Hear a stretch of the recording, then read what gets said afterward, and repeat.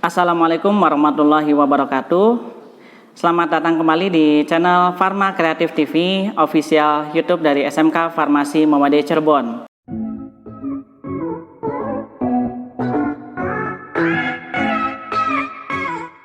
Pada video kali ini, saya Solihin dengan Ibu Eva akan menyampaikan materi pengantar untuk praktikum asidimetri. Untuk lebih jelasnya, perhatikan apa yang Bapak sampaikan pada awal video ini ya. Jadi pada video kali ini nanti akan didemonstrasikan percobaan asidimetri.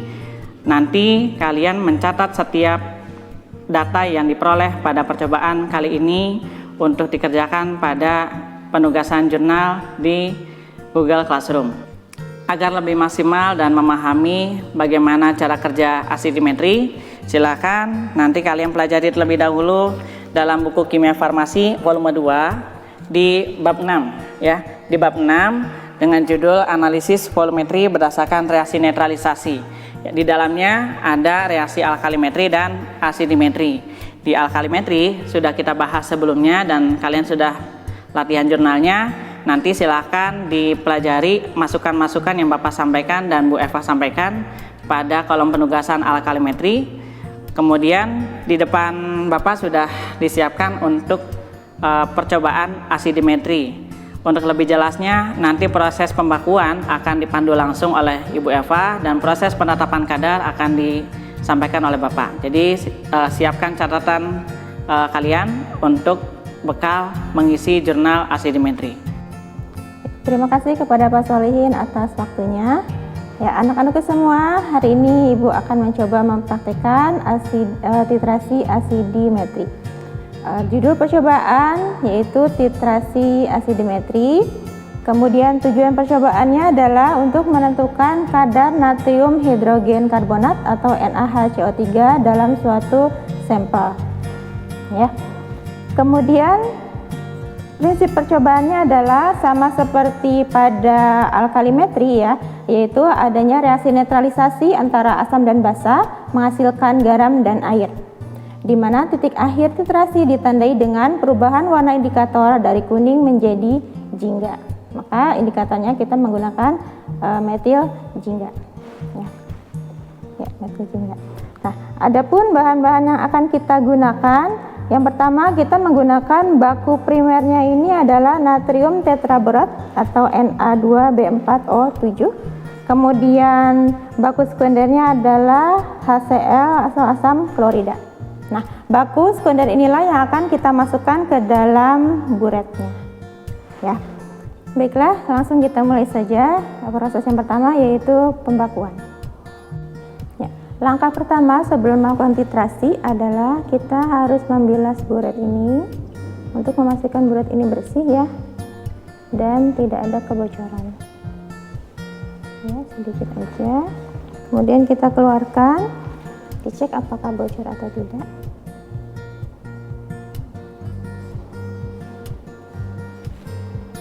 Bagus ya keluarnya ya, berarti buret ini tidak bocor.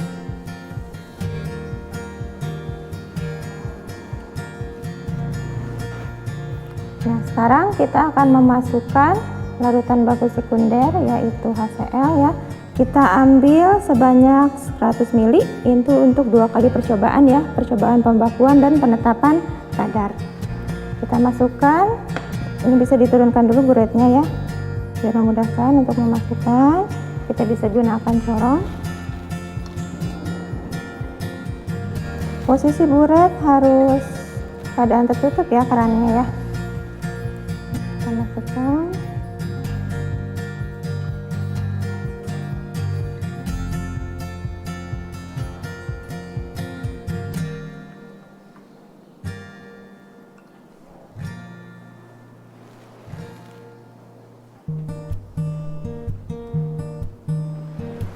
Ya, ini bisa lebih ya. Kemudian perhatikan untuk di bawah keran. Ya, ini tidak boleh ada rongga udara di sini. Ya, kita keluarkan dulu agar terisi di bawah kerannya. Ya, sudah terisi. Kemudian kita cek volumenya. Untuk pertama kita usahakan volume di angka 0 ya. Kita lihatnya itu sejajar dengan mata kita skalanya. Di sini lebih ya airnya ya, hasilnya ya. Ya. Kalau lebih kita turunkan di kerannya kita buka, kita turunkan sampai HCl-nya pas di angka 0. Jangan menggunakan pipet ya, kita buka saja kerannya seperti ini. Oke, cairannya turun sampai batas meniskus bawahnya pas di angka 0. Oke, bisa dilihat ini sudah angka 0, batas meniskus bawahnya ya. Selanjutnya kita akan melakukan proses pembakuan. Kita ambil larutan baku primer Na2B4O7 ya, natrium tetraborat sebanyak kira-kira 50 ml ya. Kita akan melakukan secara pembakuan sebanyak 3 kali. Kita ambil menggunakan pipet volume ya, 10 ml menggunakan bantuan pompa.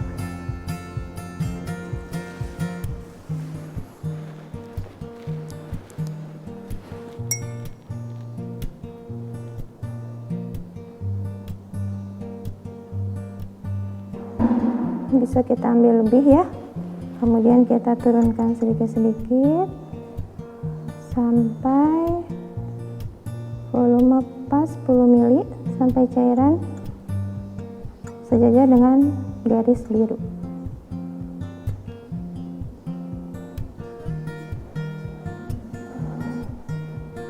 ya, sudah pas ya 10 ml. Kemudian kita masukkan ke dalam Erlenmeyer.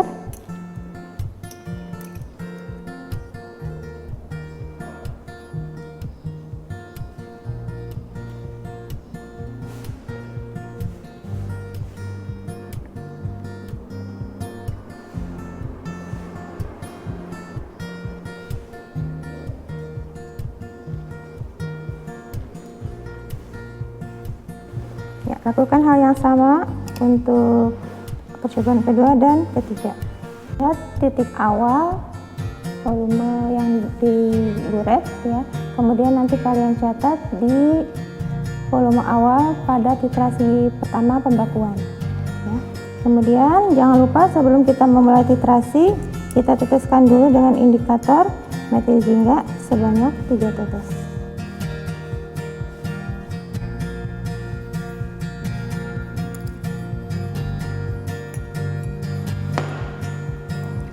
Larutan berwarna kuning ya. Kemudian kita mulai titrasi.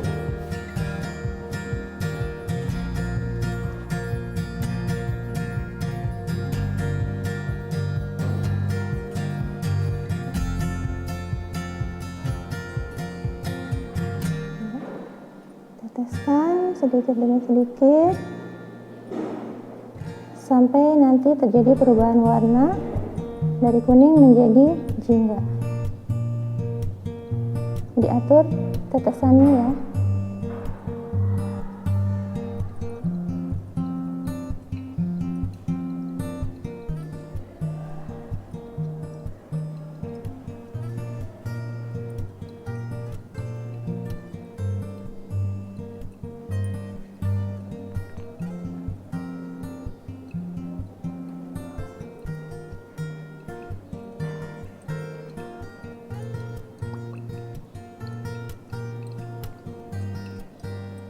Ya, ketika satu tetes sudah membuat perubahan warna, kita bisa kurangi tetesannya menjadi per 1 tetes kocok, 1 tetes kocok.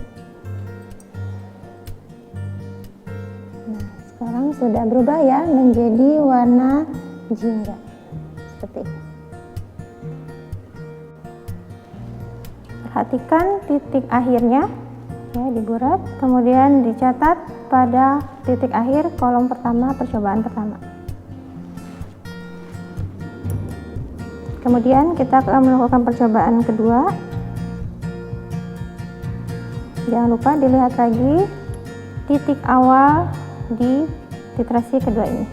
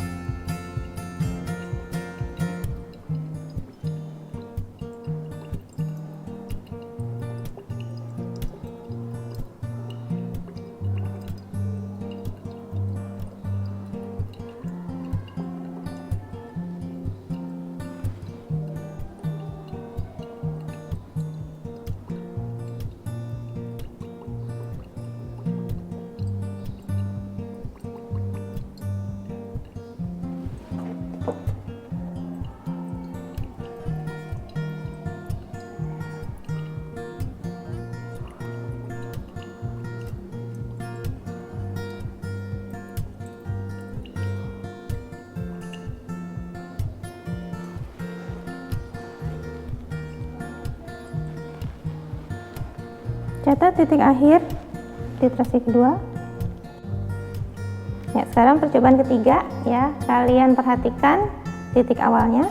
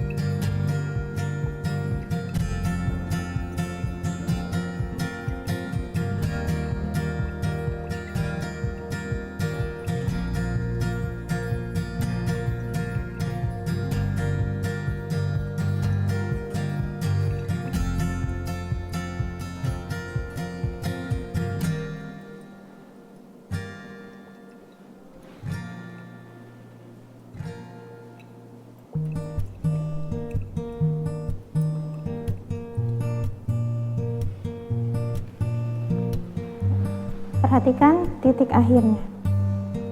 Ya, untuk data-data yang telah kalian peroleh tadi, silakan kalian isi di sini. Kemudian kalian hitung selisihnya pada percobaan 1, 2, dan 3 ya. Kemudian kalian hitung rata-ratanya. Ya. Kemudian kalian hitung di data perhitungan, menghitung normalitas baku primer dan normalitas baku sekundernya. Ya. Baiklah anak-anakku semua, untuk percobaan selanjutnya penetapan kadar akan dipandu oleh Bapak Solihin. Terima kasih Bu Eva telah memandu jalannya proses praktikum untuk pembakuan pada asidimetri. Selanjutnya kita akan masuk ke proses penetapan kadar, di mana sampel yang akan kita gunakan adalah natrium hidrogen karbonat ya. Sampelnya ini nanti sudah disiapkan masing-masing. Jadi di awal kalian mengumpulkan labu ukur dengan diberi nama, kemudian nanti akan disiapkan sampelnya dengan dilarutkan sedikit aquades. Nah, sebelum bisa digunakan, larutan ini harus diencerkan terlebih dahulu sampai dengan 100 ml. Nah, jadi proses yang pertama kita lakukan untuk proses pembakuan adalah pengenceran sampai 100 ml dengan aquades.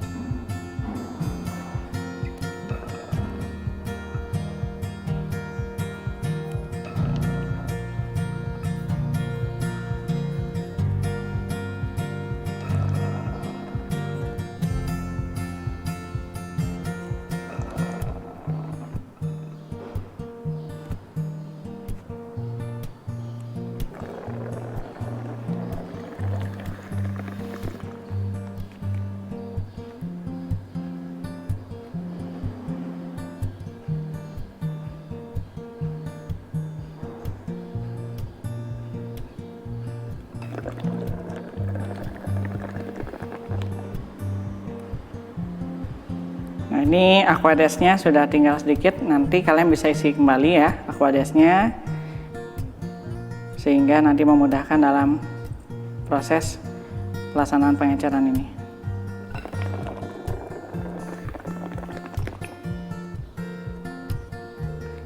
Nah, perhatikan ketika sudah akan penuh, langkah selanjutnya kalian tuangkan aquadesnya ke dalam gelas kimia, kemudian kalian ambil dengan pipet. Jangan sampai melewati batas 100 ml.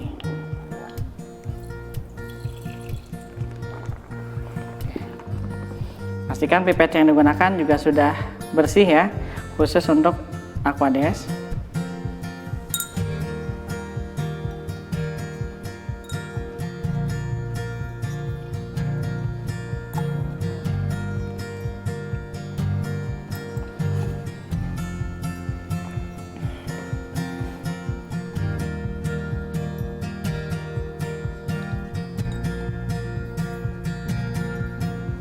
Oke, perhatikan ini jangan sampai berlebih, kondisinya harus lurus dengan mata kita.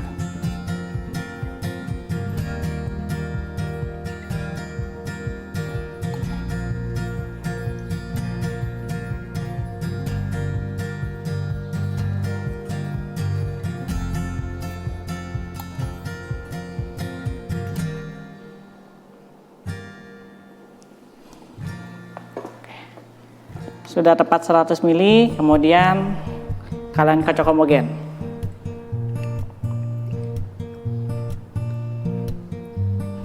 Ya, kemudian tuangkan ke dalam gelas kimia.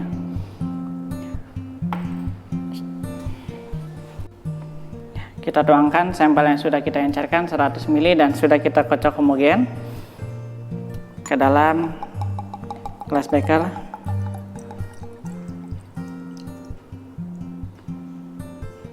Kemudian sama seperti proses pembakuan, labu RMR 1, 2, dan 3 diisi 10 ml larutan NaHCO3. Kita sudah siapkan larutan 1 ya, 10 ml larutan sampel NaHCO3. Sebelumnya silakan kalian catat terlebih dahulu volume awal pada buret.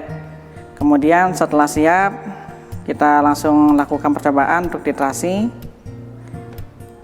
asidimetri untuk penetapan kadar.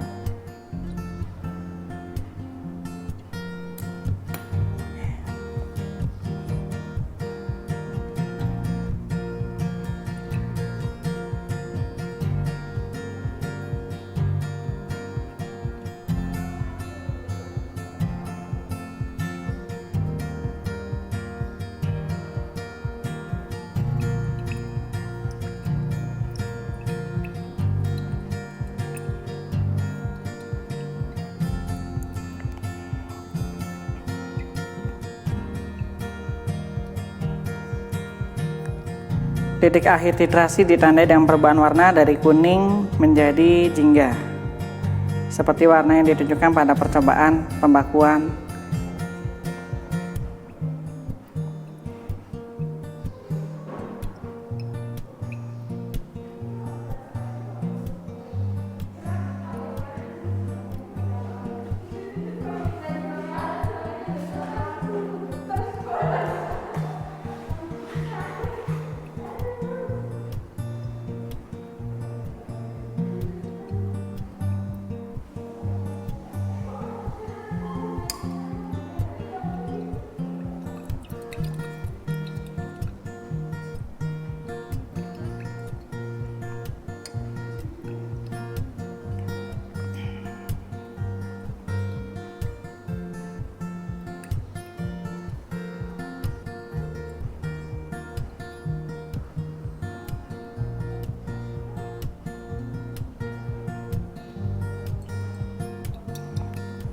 Oke, percobaan titrasi yang pertama untuk penetapan kadar sudah selesai. Silakan kalian lihat kembali pada buret menunjukkan angka berapa, kemudian kalian catat pada jurnal percobaan. Oke, kita lanjutkan untuk percobaan kedua penetapan kadar. Jangan lupa tambahkan 3 tetes indikator. Kemudian silakan lihat dan catat untuk titik awal titrasi percobaan kedua penetapan kadar. Kalau sudah dicatat percobaan 2, kita mulai.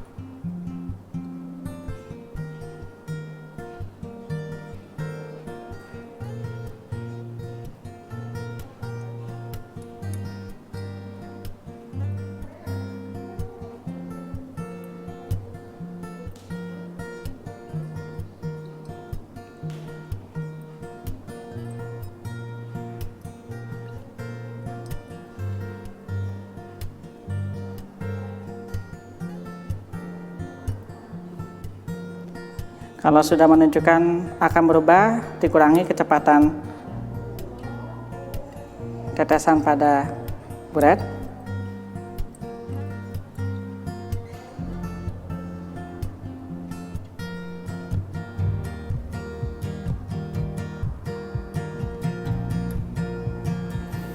Oke, sudah selesai untuk percobaan kedua penetapan kadar. Pastikan warnanya sama dengan sebelumnya ya. Kemudian silakan catat untuk percobaan kedua penetapan kadar. Catat pada jurnal. Masuk ke percobaan 3. Ya, jangan lupa kalian catat titik awal untuk percobaan 3 penetapan kadar.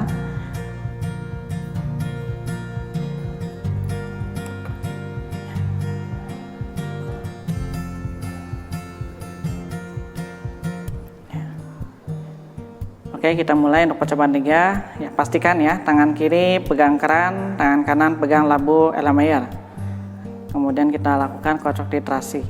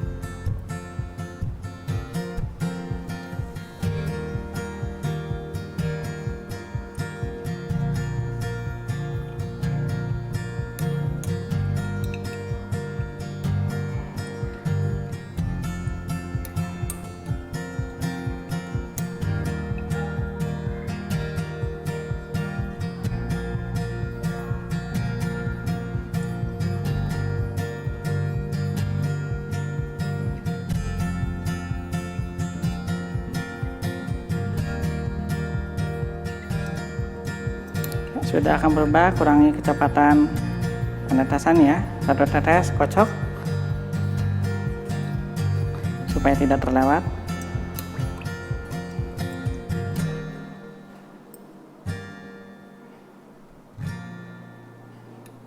Oke, sudah berubah. Ya, silakan kalian catat volume yang digunakan pada proses percobaan ketiga penetapan kadar. Posisi mata lurus dengan skala, ya, silakan. Ya, kita telah selesai melaksanakan percobaan untuk pembakuan dan penetapan kadar, ya. Untuk penetapan kadar, silakan kalian catat hasilnya pada kolom percobaan 1, 2, dan 3. Kemudian hitung selisih kadarnya, selisih volume pada percobaan penetapan kadar. Kemudian kalian hitung rata-ratanya. Hasil dari perhitungan ini kalian gunakan untuk perhitungan kadar sampel. Ya, pastikan sebelumnya kalian sudah mengerjakan normalitas baku primer dan normalitas baku sekunder. Ya. Kemudian akhiri dengan menjawab kesimpulan, yaitu menjawab dari tujuan percobaan. Terima kasih telah menyaksikan tayangan video panduan praktikum asidimetri hingga selesai. Untuk selanjutnya silakan kerjakan latihan jurnal menyusun jurnal percobaan asidimetri berdasarkan data yang telah disampaikan dalam video ini. Jangan lupa untuk like video ini, komen, tinggalkan komentar pada kolom video ini jika ada hal yang kurang jelas, dan subscribe channel ini agar mendapatkan notifikasi kiriman video selanjutnya. Tekan tombol lonceng. Terima kasih. Saya Solihin dan Ibu Eva. Mohon maaf bila ada kata-kata yang kurang berkenan. Mudah-mudahan bermanfaat. Assalamualaikum warahmatullahi wabarakatuh.